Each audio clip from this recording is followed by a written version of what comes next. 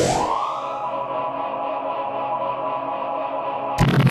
good with the YouTube? Back again with another video. I know I took a little time off. I had to get some stuff right, but we back. Today I want to start something new. I want to start a little series called KHAMP Konvos, to where I just talk about stuff that's on my mind. I'm really a sports channel, but I want to venture out into different things in the YouTube community. One day for the KHAMP Konvos, I might talk about sports, just all sports going around that I think about, that are worth talking about. I'm real big into finance, so one day I may make a video talking about finance. I'm real big on, mental health and making sure everybody's okay, so I might make a video on that. It just could be, a different topic every camp convo. So today is going to be the first one, and we're gonna it's just going to be a sports one to see how it goes, to see if y'all do enjoy it. So let's go to the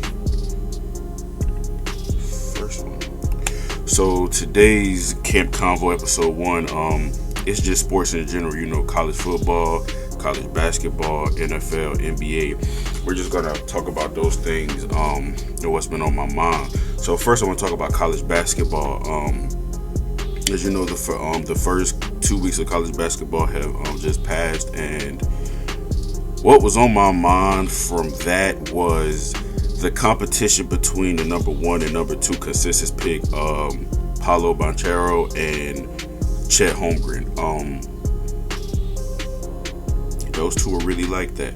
But for me per se, I like Paolo a little better because he just seems more ready for the NBA right now. If you would take both of them and just be like, okay, cool, let's put them in there, they'll be ready right now.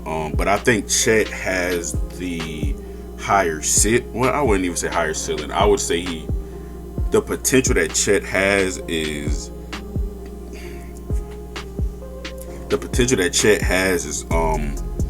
crazy. He's 7'2". He can take the ball off the rim and go coast to coast with it. He doesn't have to find a point guard. He can initiate the offense.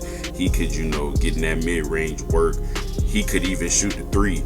And with Paolo, I saw that too. I saw he can get the rebound and, initiate the offense. And, he was more of a give me the ball in the post. I know my spots. I know where I can get.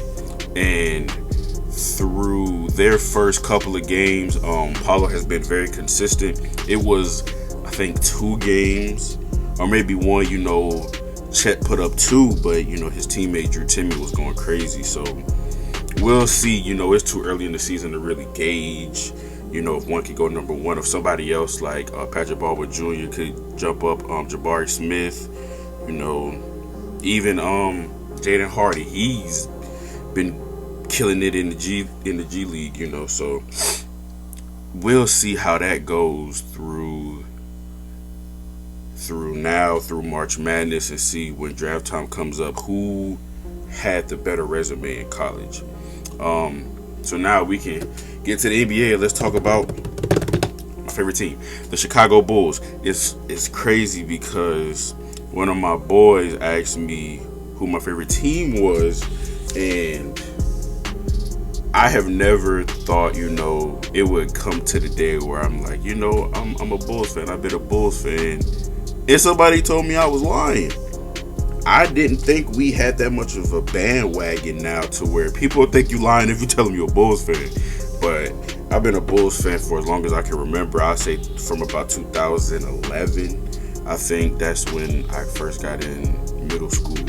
And me and my homeboy Marcus, we had to fight for our life in there because everybody in that school was Heat fans and we were Bulls, and it was just war. We was fighting for our life in there every time they won, man. So yeah, but about my Bulls, right now we're 11-5 through the first 16 games. I've liked what I have seen. There have been some glaring, well, I wouldn't say glaring problems, but some problems that I would, hope we fix.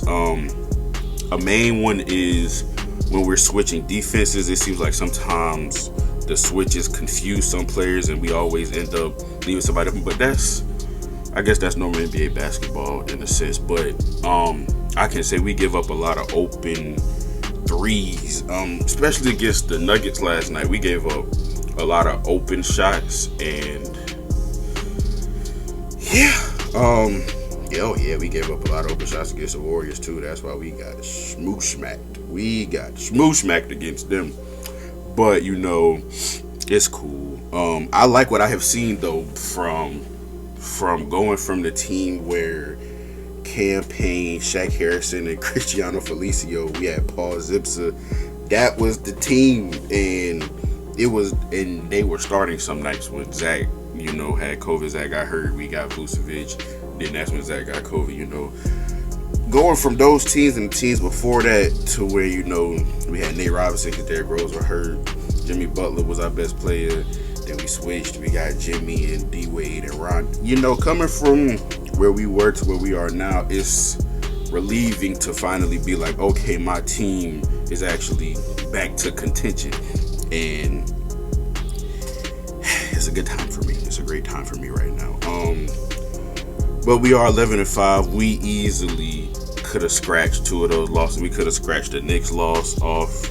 We could have scratched one of the 76ers loss and the Trailblazers loss. So 3 of those losses could have been straight to the win column. But I do like what I'm seeing right now. We stand in the top 3 of the East, maybe top 4. And I can see us staying there, especially when Vooch comes back.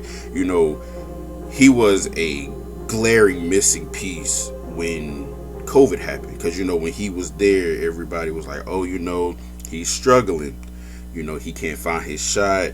What are we going to do? I was kind of everybody to an extent, but I knew the importance he had to the spacing. And, he's gone. Now teams can kind of close in. And, with the Nuggets and who did we play before that? The Trailblazers, they kind of closed in on DeMar. You can double team DeMar now. You get off Tony Bradley. You can do those things. You can double team Zach, so we need Vooch back. We really do need Vooch back. We can stay on the NBA topic. I know the Lakers are a big topic right now. It's not really much to say. I'm not a Lakers fan, but I can say there are glaring weaknesses in their team. Hopefully they find a way to pull it together. They always do. They have people on their team that find a way to pull it together, like LeBron and Russ. Even though, like I said in that last video, I just don't think those two are supposed to be on the same team together, because what they need Russ to bring, that's not Russ. Russ is someone who can take a bad team and, carry them to the playoffs.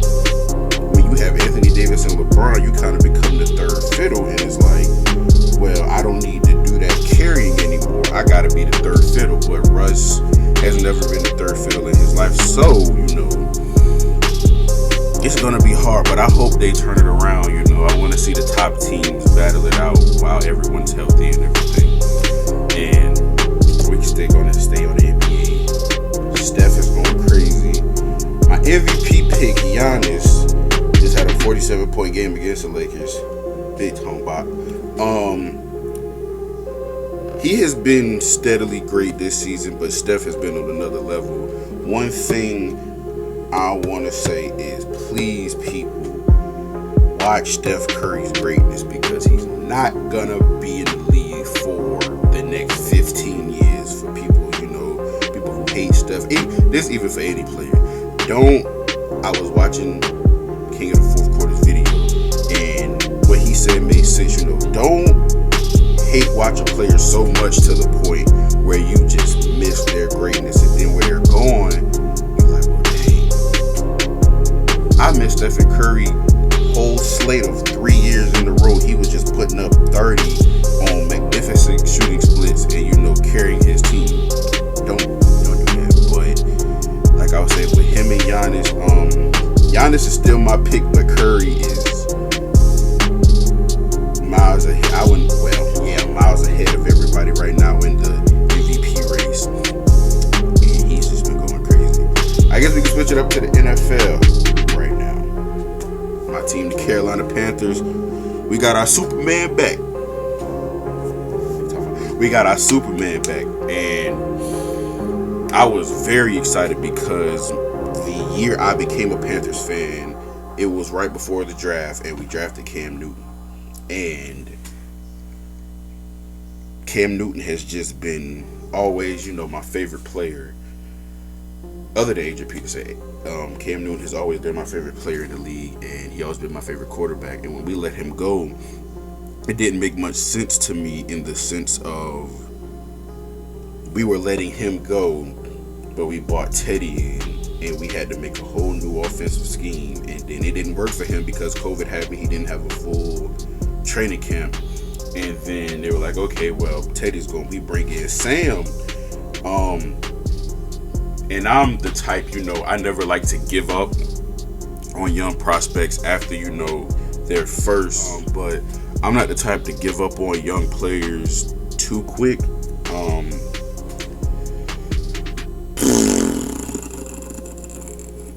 I don't think Sam Itbo, because our first 3 games were against subpar competition.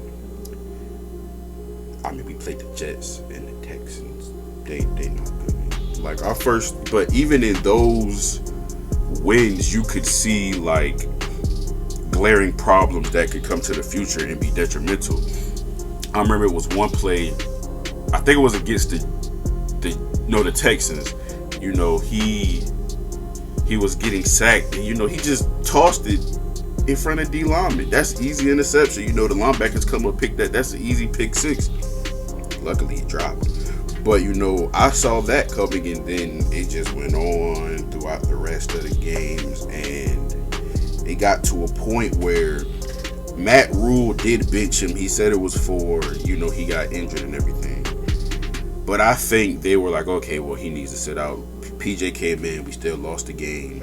And then the next week he started again. He was playing bad and he got hurt. So PJ played great against the Cardinals, I will say that. Cam had a different type of energy and just brought that, with him, which got us the win. I know it was a depleted Cardinals roster. They didn't have Kyler Murray, they didn't have D-Hop, they didn't have J.J. Watt, but it was a great win for us. And I do think, Cam is going to start Sunday, so we will see if, the embodiment that he had over Charlotte, comes back. I hope it does. I hope they just bring him in and, extend him. He plays great. I don't know what we're going to do with Sam. I don't know what anybody's going to do with Sam. Sam was, the consensus number 1 quarterback his year. He fell down. Baker went first. He had problems with New York, and everybody thought it was New York. He came to Carolina, and those same problems reared they ugly head. So